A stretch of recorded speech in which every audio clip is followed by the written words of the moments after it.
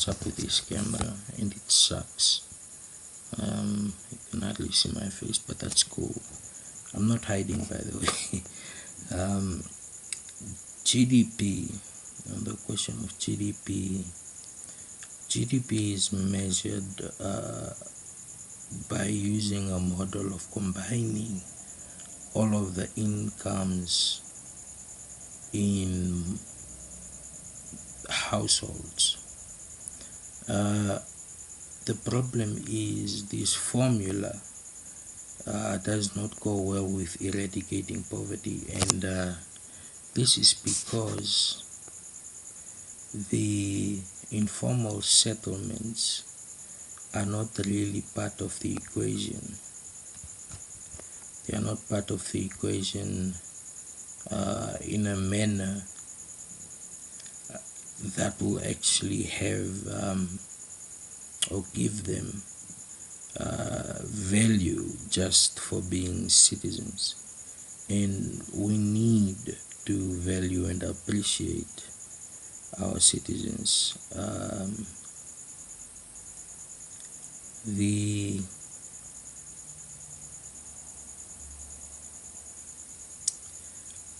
GDP of our country, one thing you should take into account is that the country, this country, has a 90% who live, let's call it the minimum wage, where I call them useless jobs. I wasn't talking or saying that the people are useless. My point was that the employers don't seem to care because it's corporate business, obviously. The GDP used to measure with all these combined, it ends up being influenced by the numbers of the people at the top, and then the people at the bottom are presumed to have that sense of GDP. There are lots of things that I wanna talk about, and it's mainly the redefinition of poverty. Being broke because you pay bills and so forth does not mean you live in poverty. You know, I've seen people living in poverty, little kids living in poverty. When you enter the shack, you just, it's so hot, because thin iron foils are a bad material to use if you want, if you want them to reflect as opposed to observe. So it's almost like people are living in microwaves, basically. When you turn on the, no, not the microwave, but the oven, you turn on the oven and it heats up, right? And then the meat is cooked, and that seems to be the same thing that's happening. Our middle class is very, very narrow, and because our middle class is very narrow, our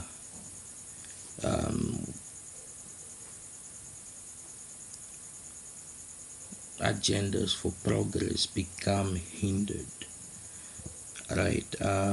Like, for example, making investments, having real bonds that belong to you, and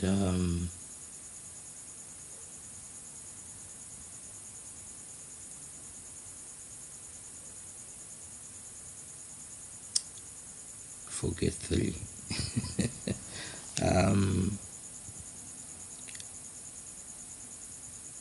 the redefinition of poverty.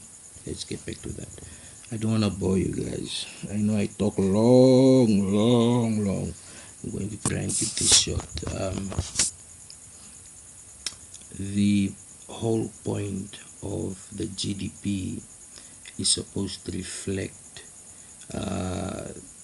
not just the country, but the services that the government give to the country. And I'm always up for a debate on issues or all of that stuff, but you cannot attack me, all right, or try to manipulate those that I care for. That just shows the desperation of a lot of people. For example, the myth that if you are a SWAPO member, then you get all of these privileges, and you basically become compensated for a lot of things, which is what people are looking for. But for the normal men and women in the street, as well as some people that I talk to, it's about health, right? This is poverty, the real definition of poverty. Poverty is a lack of clean water, and I said clean water, a lack of sanitation, right? Because from sanitation you get people start to get sick from drinking that water and so forth. No immune system is, I hear a lot of older people say, okay, back in the day, you can just drink from it, or all sorts of things. But the reality today is that the population has grown, and if you look at our GDP and compare it to our population, you realize that the population is actually down. And it's down because we don't control trade, and that's just bad, because at this moment Namibia is a company. It needs to have, it needs to take risks and then benefit later on. Basically, the government should take the burden of the people, as opposed to sort of brushing it off. That's basically, a government that's out of touch. Our government,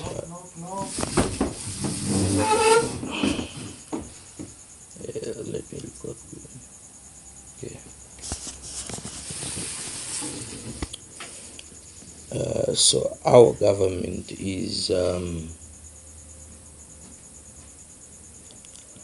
government that was based on communism, and right now we're trying to adapt, we're trying to slowly persuade people to move away from that type of thinking. People were trained by China, people were trained by Cuba. We even have a relationship with North Korea, a country which is basically oppressing its people like nobody's business. And these type of relations reflect badly on the government. They reflect badly on investment potential. Now, I'm not trying to pitch and have people come here because it's peaceful, it's nice, and so forth. No, uh, my whole criteria is we don't want people at the dump site looking for food. That is poverty, and we don't want people doing any odd job just for income, and that's poverty. And if you're well taken care of, to most, you become apathetic. But I'm really empathetic of the facts that our our housing or land system was manipulated in such a fashion that now it's reached um, incredible value, right? And this is a worrying thing, because if you define something using value, right? If you define something using value, then you leave out a lot of other people who might not have the capability. Uh, for example, in our country, we don't talk about medical care, and it's the government's job to ensure that every citizen has access to medical care, and that is how you grow a country's GDP. And we have staff that are overworked, and some of them, you know they just want to be done with it and go. And this is the same with what I noticed, like the Cuban doctors. When Cuba sent us doctors and so forth, people were sort of xenophobic. They were like, these people don't know what they're doing, and so forth and so forth. And I'll have to admit, they sent their worst people here.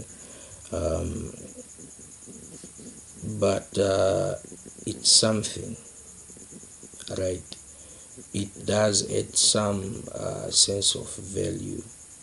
So, health is also another thing that is about poverty. And you can't really underestimate the impact that health has on people, especially minors, babies, and so forth. People have become fearful of government-run health institutions because of the lack of leadership and delegation. And that's something you don't want, right? You don't want people that only see a bleak future. And the future isn't as bleak, despite what I just said. I said that because it can be fixed. And one of the ways to fix this is to start with basic things, like reducing imports as much as you can. For example, import of food and so forth. These are areas for entrepreneurs, because they become the local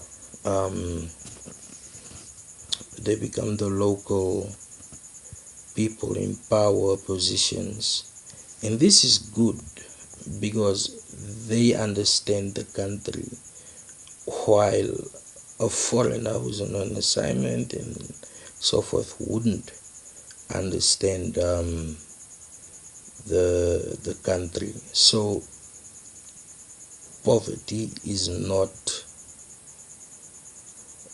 things are too expensive, I can't afford them. Poverty is I could never even afford that if I wanted to. That is what poverty is. And it plays a very big role in children's psyche. If you have a child that suffers through their childhood, they might grow up to seek vengeance in some way, and they will be susceptible to manipulation by, con artists, even terrorist organizations, because they feel the system has failed them. And I think now is the time to think about giving health care to people as a right, because good health care is considered a privilege, which is very sad. It's very bad.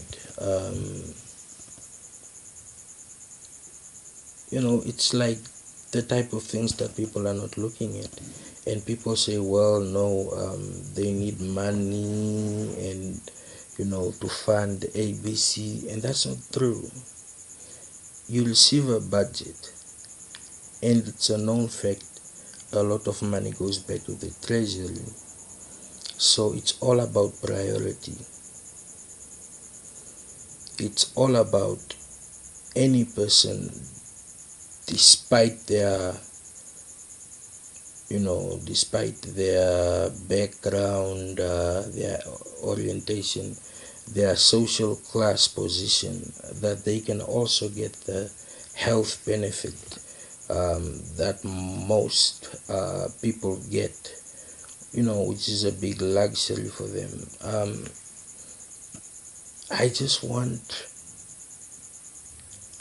to emphasize again that the calculation used to measure the GDP does not reflect the people. And our leaders, some of them have freed their mind, but some of them are still stuck in the past. They were trained by communist governments and so forth, so they believe in those type of ideologies, because it's almost like brainwashing. I mean, look at Korea. People love Kim Jong whatever, and he does everything that he does, and yet people still, they love their leader and so forth. That it's mass indoctrination, but it's beginning to change now. More people are beginning to stand up for themselves, looking across the seas and saying, why aren't we like that? Right? And that is always a good thing, to put a bar, set a bar that is perceived beyond your capacity. That leads, that definitely leads to a form of success, single-handedly, without rubbing hands with people. And people who use government tenders to enrich themselves, they completely forget that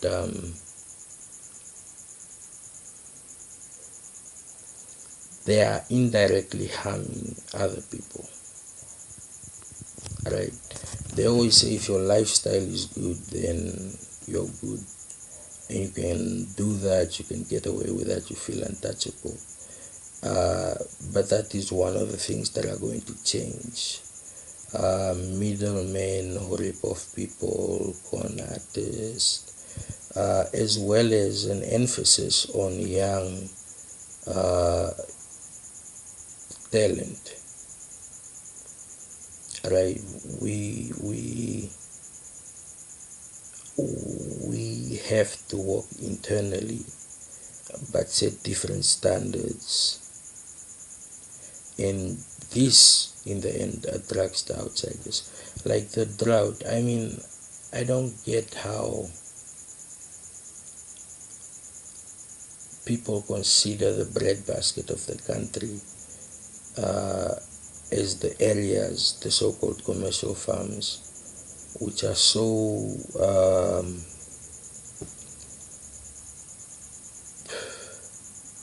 they are dry, right? They are very dry. Some people who farm use irrigation, right? And the real bread baskets are being left behind by petty things such as political affiliation, political ambition. You know, if you empower them, they might become too powerful, and all of that fear stems from a past. It stems from a past that, but I already spoke about. But you cannot adapt it in the new era. You can't. And that's where the dilemma is. The dilemma is we have a system where grandmothers and just plain mothers have, they put their burden on the elderly. And don't forget, I'm speaking about poverty. That's the line we're at. And that kind of environment does have a psychological impact on some people. I mean, imagine you're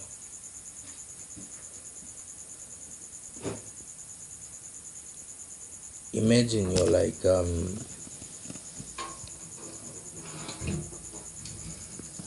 standing on top of a gold mine, and you want to get the gold mine. The problem with that is, who will that benefit? Will it benefit individual companies, or will it actually benefit the people? And Msamane Mugabe is old now, but nationalizing his mines at this crucial time actually makes sense, because it is a long-term plan where that revenue goes to government treasury as opposed to corporate pockets, right? These rules that have to be rewritten are difficult. It's difficult. They have so many law firms protecting them and allowing them to exploit. I said I was talking to someone, and I said, if someone can know when someone is cooking uranium, then that same individuals should be able to tell when people are being exploited by their own people. And this benefits the GDP foreignly. So that's why there has to be a national agenda. And the national agenda cannot be party based. I know, I've been lying low because now it's back to rallying the Politburo and such and such. But the plan to actually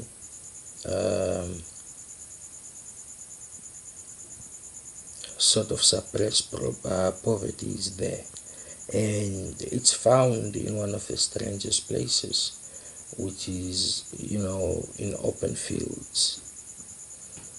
If you have an open field, then you should you have an open field, you should be allowed to gain value from that. And the privilege and non-care attitude. For example, a lot of generals within the NDF didn't know that they were living in the past, that they were being tribalistic because of that saying of support your people, but we want to support the entire nation. And taking care of the people that safeguard your country is a priority. Putting people in power that are in charge of the strategic planning and so forth is a necessity. Those are the credentials of soldiers, not books. Because I don't know whether there is a division. I know that there's a military prison, if you misbehave. It's at the Sona base. But is there actually military lawyers? Because they would then prevent corruption by generals or whoever else, because most people don't know what corruption is. And me saying corruption is because it's a common word that everybody knows, but it's actually stealing from the institution and they do not get punished. How do you steal and don't get punished? And yet a very hungry young man, young girl does what she has to do or he has to do in order to sustain themselves. And it makes it very sad, because at the end of the day, most people that go into the army are people who want to provide for their families. These are people that want to be breadwinners, and that's the only outlet. And that's why I said the GDP is wrong, because the ones that do make it into university, most of them use loans that you have to pay back after you have finished. And it's a sad story, because you're starting your career or whatever, and you have all this debt, and you're trying to balance, and most people don't even know that that's where the debt is. Where are our medical personnel within the NDF? I know they are building a hospital at the moment that is sort of specialized for soldiers, benefits and so forth. But this is a cover-up of Don't Revolt. But it's very difficult for... I don't have a child, but I sort of treat someone like a child, my little sister Josephine. Not child as in child, but I feel very responsible for guiding her through life as she grows and so forth. And she has all sorts of opportunities. And all of those opportunities are, well, obviously they are not loans. But all of those opportunities that she has are risks. Why they risks? Because a lot of people enter, let's say, business or tender contracts merely to get their pay and then go. And that is corruption because it corrodes the evaluation system. It corrodes the establishment's name, and it does bring about riot. And we don't want to get to that place. So I think it's only fair. Most soldiers should be treated with more respect. And one more thing, the recruitment process should change. They put in some softy. I'm going to kind of go personal. Like when my dad was training new recruits, he trained them hard. And I mean hard. Physically fit, ready for anything. We don't seem to have that anymore. Now our soldiers are being given missions to go clear land. Why clear land? That is not really their responsibility. I mean, I know there's a drought, but why not set up an initiative of engineers and geographical experts to find out the sources of water? That's what grass needs. Grass grows anyway. And cattle don't get grass because the trees are taking up all of the so-called nutrients. But why don't these people have grass farms? This is an ancient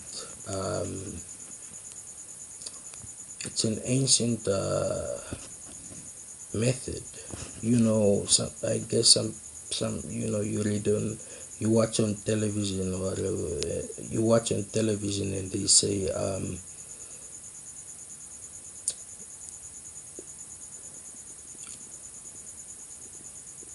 should I really talk about the television stories?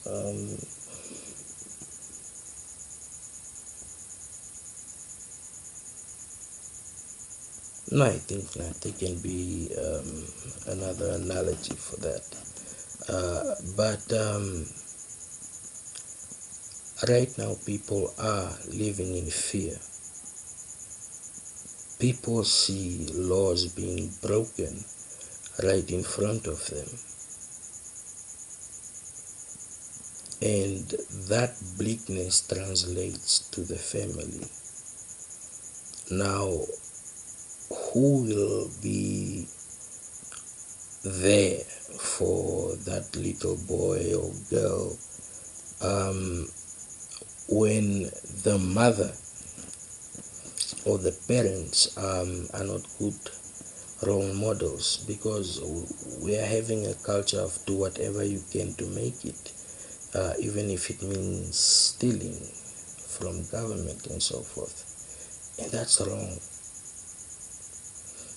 The focus that I spoke about last time, about how that red line is like a gate to wealth. People who don't know the wealth that they possess. And it doesn't seem like anybody is taking it seriously.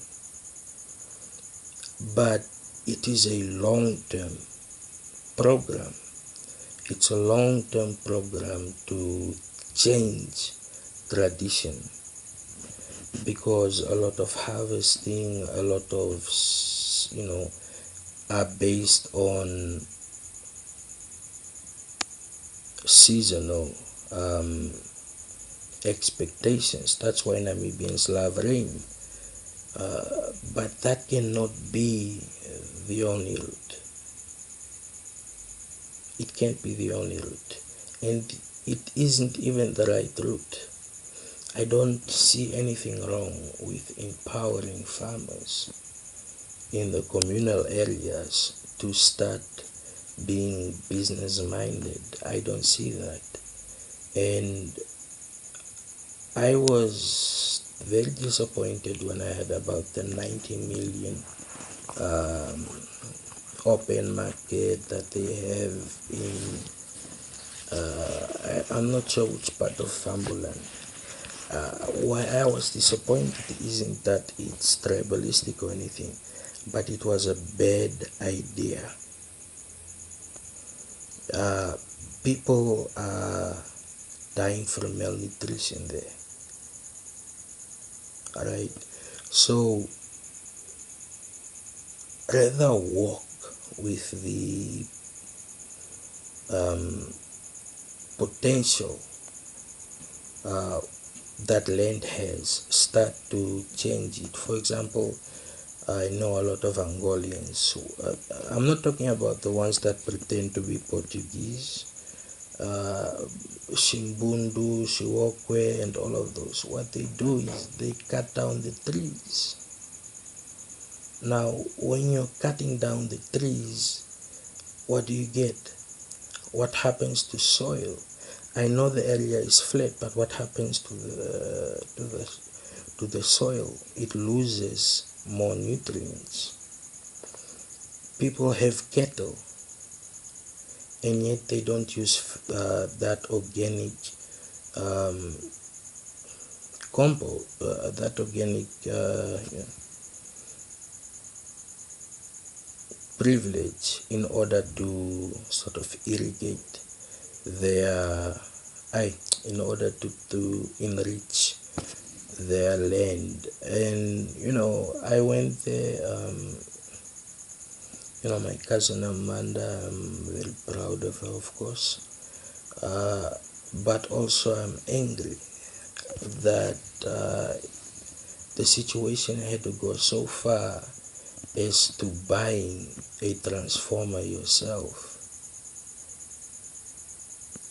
And then I spoke to one gentleman when I was in the hospital, and he told me, no, we have transformers that are there that have been put there by government. So now you tell me who is being neglected, or what region is being neglected despite its potential, and why it's being neglected. Why it's being neglected, I'll be honest about this, is Shimbundus come, right? They cross over and so forth, and they try whatever they can do to make money. And if you ask them, what tribe are you and so forth, they'll say Kavango, which is true to an extent based on linguistic history and so forth. But we live in an era of borders. I watched these little boat that transports people across the river from their journey from Angola. And I think it's time that we start, when I spoke about checkpoints and so forth, and looking at how people get in, I think it's time we realize that these people are actually refugees. Refugees in pursuit of greater means so that they can pay for their families. I've been speaking, I talked to this gentleman, and he told me, his wife is in another country while he's here trying, to add value to what he has there already. And it just doesn't make sense to me. It doesn't make sense to me that people want organic farming but don't buy organic products. I remember what was the place called? I'm not sure, but they locally brewed dairy products like yogurt, juice, a lot, and they were doing this using Namibia's natural resources. It could have gone far. That's how innovation works, trial and error. For example, Kavango oranges or lemons, whatever they call them, uh, they have juice within them. How do you? It's better to extract the juice, see how it tastes, see how it can be twisted to be appealing, and there you have a product that no other country has. And right now, this country is in the middle of, volatile states, and people are worried. Um, there's no short-term solution to this, uh, but there is a way to relieve a lot of burden on people. For example, providing medical care just because you're a Namibian citizen. Because what is your GDP worth if you don't benefit from it? A lot of people think, these very rich entrepreneurs and so forth are superhuman or something. They are not. They saw a market and they approached it. Whatever story is told after that, it is all about disruption. They disrupted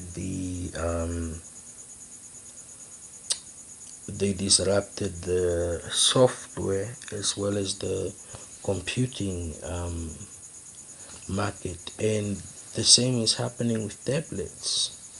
A lot of tablets are starting to replace conventional PCs because they are lighter, you can carry them wherever they are, they have the processing power and so forth and so forth.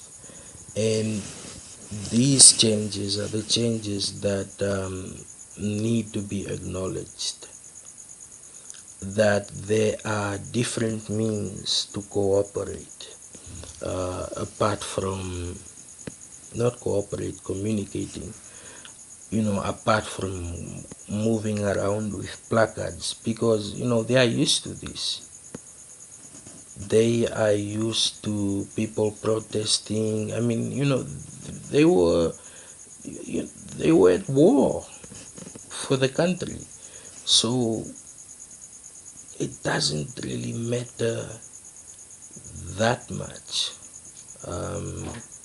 when people are protesting, because the protests are not properly planned.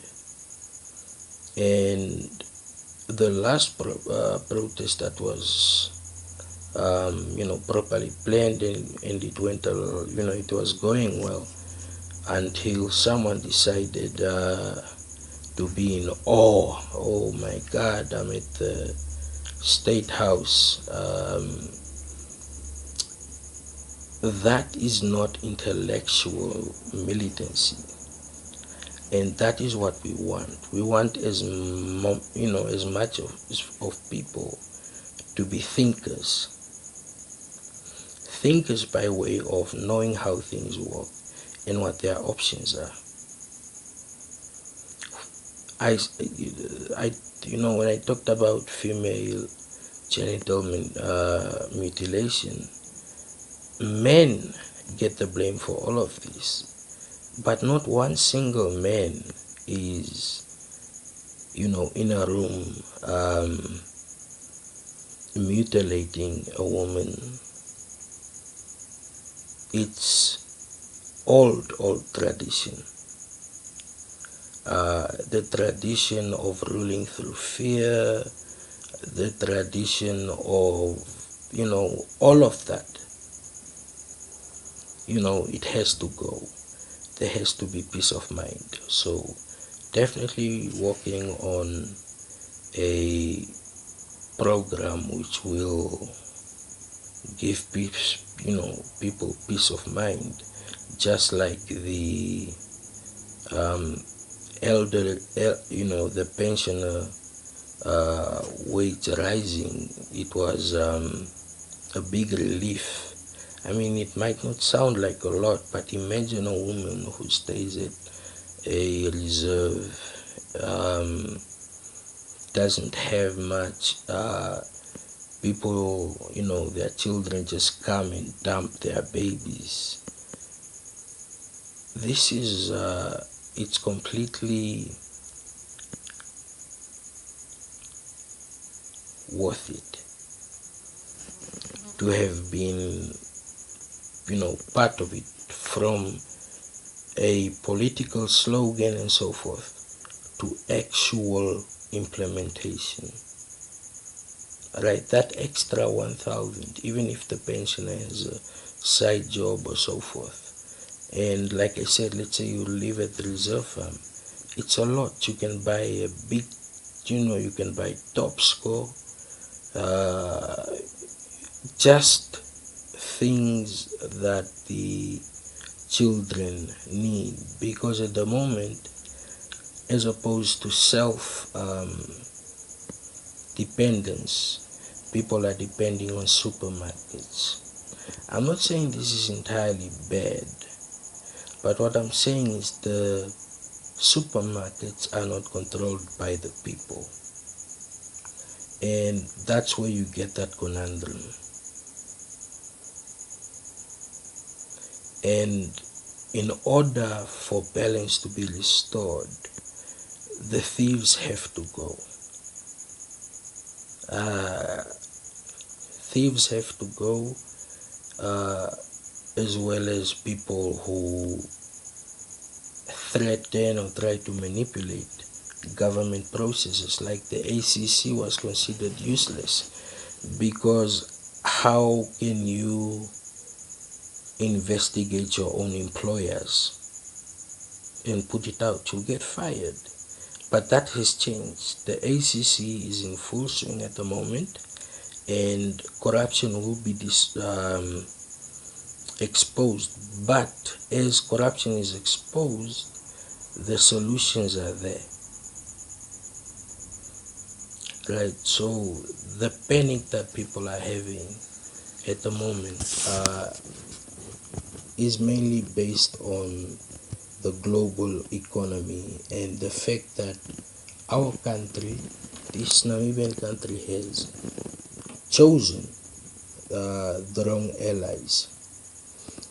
They chose allies who provided them, let's say, weapons and so forth. They had to pay for that, right? Those were not favors. So we need to readapt the older generation so that they don't end up influencing the younger generation badly, right?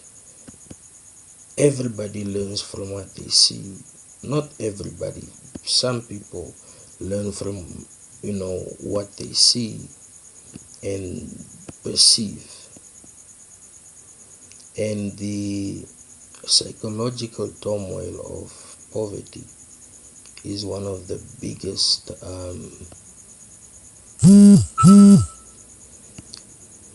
it's one of the biggest sad stories out there,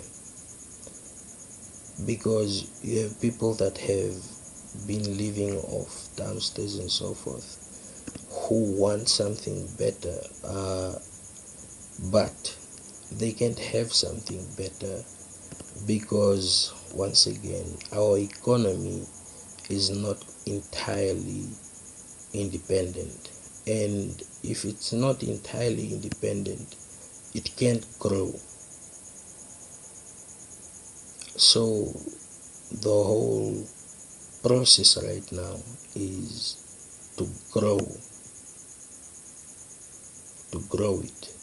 And This is easy by empowering our most basic providers like farmers, um,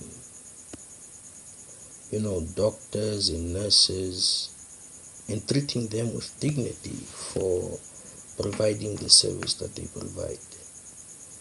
And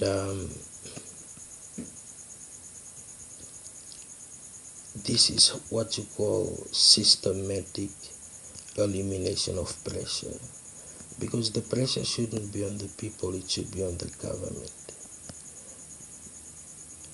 As a leader, I should be worried, but not the people. To get bilateral connections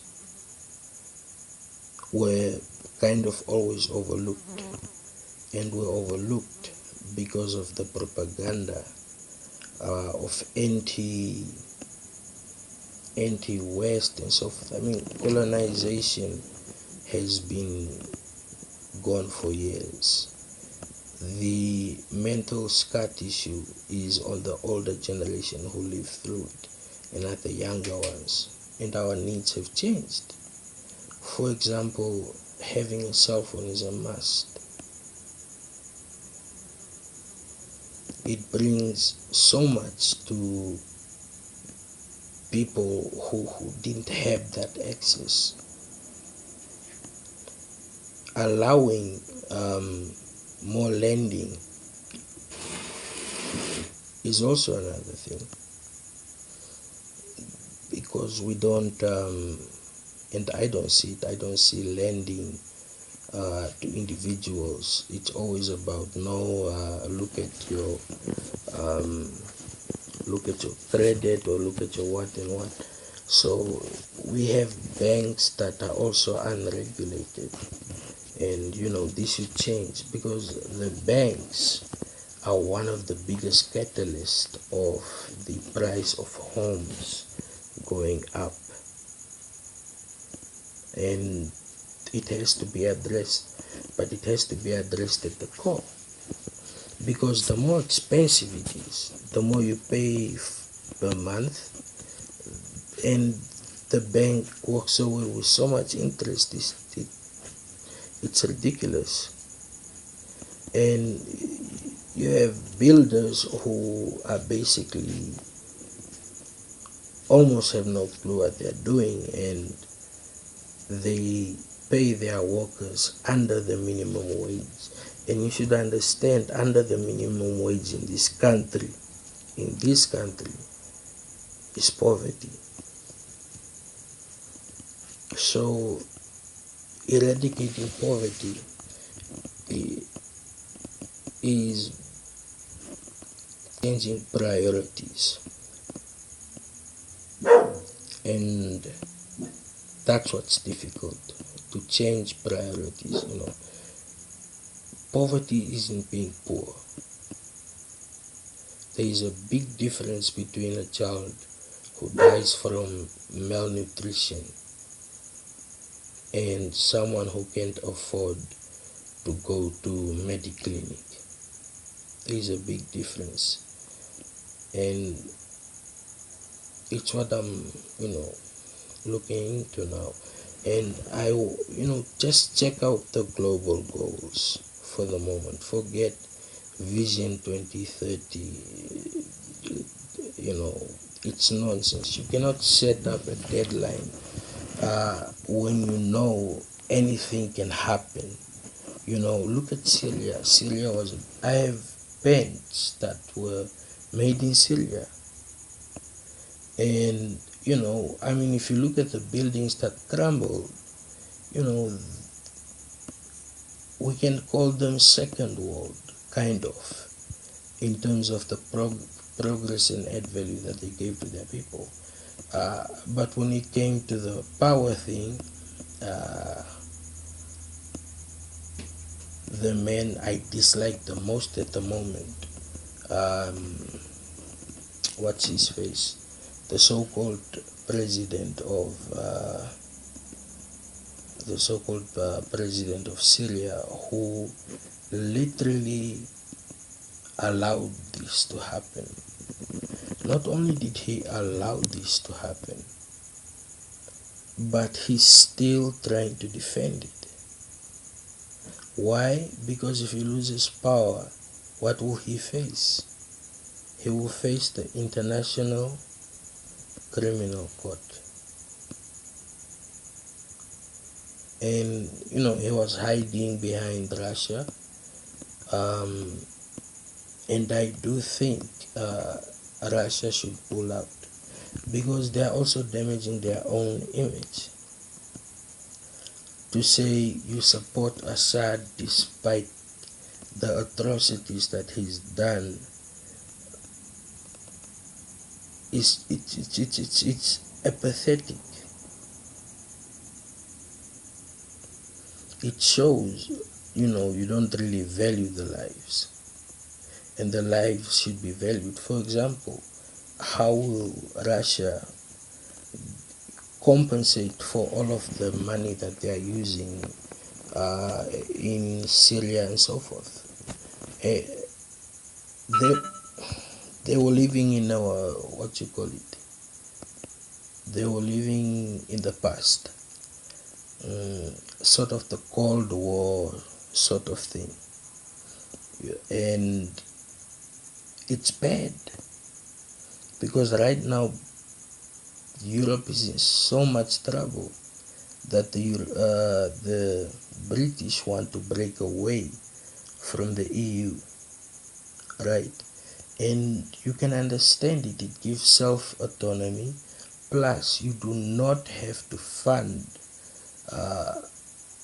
organizations or people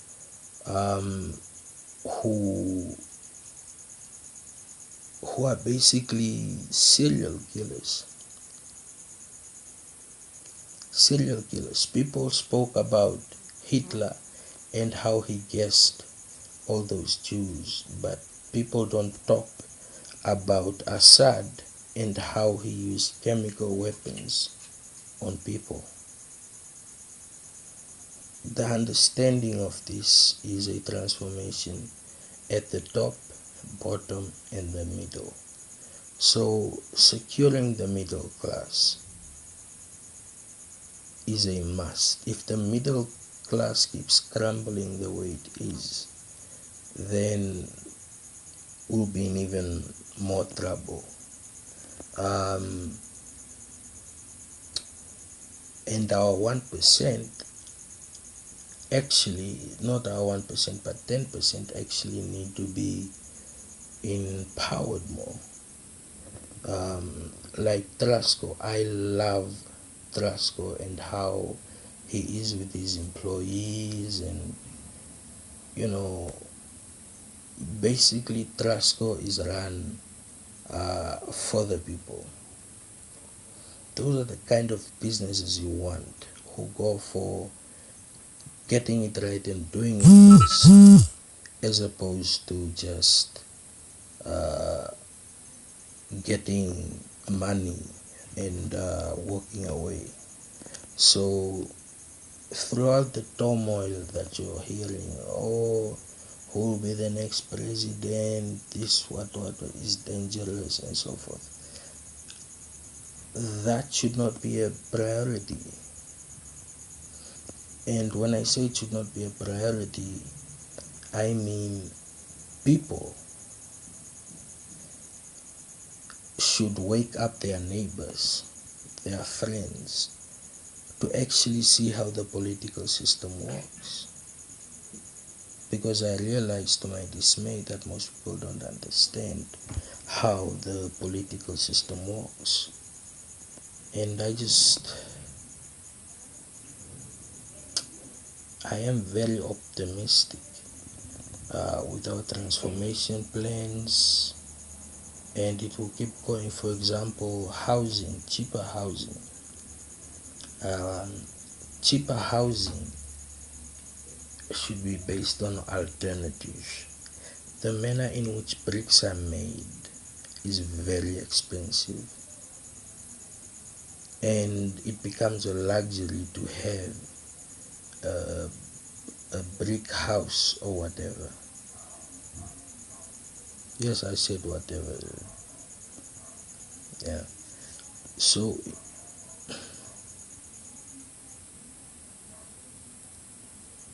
it's the problem of government. The people should not revolt, but keep, you know, pressuring for change because it's our future anyway. And there were a few things I wanted to discuss today, but unfortunately, I can't do that today. Because, like I told you, there are people who will be optimistic to such opportunities, which are supposed to grow a community and so forth. And we don't want to be a government that gets used by people who only want to benefit for themselves. I mean, look at Ramadex. Ramadex was here. They hired people. Apart from the pollution and so forth, how many people were laid off at Ramadex? It just goes to show that we need a new identity, because business as usual, that won't work. And I hope um, if you heard this, give me questions on whichever topic, even the topic that I discussed. I don't mind rebuttals. Attacks are different.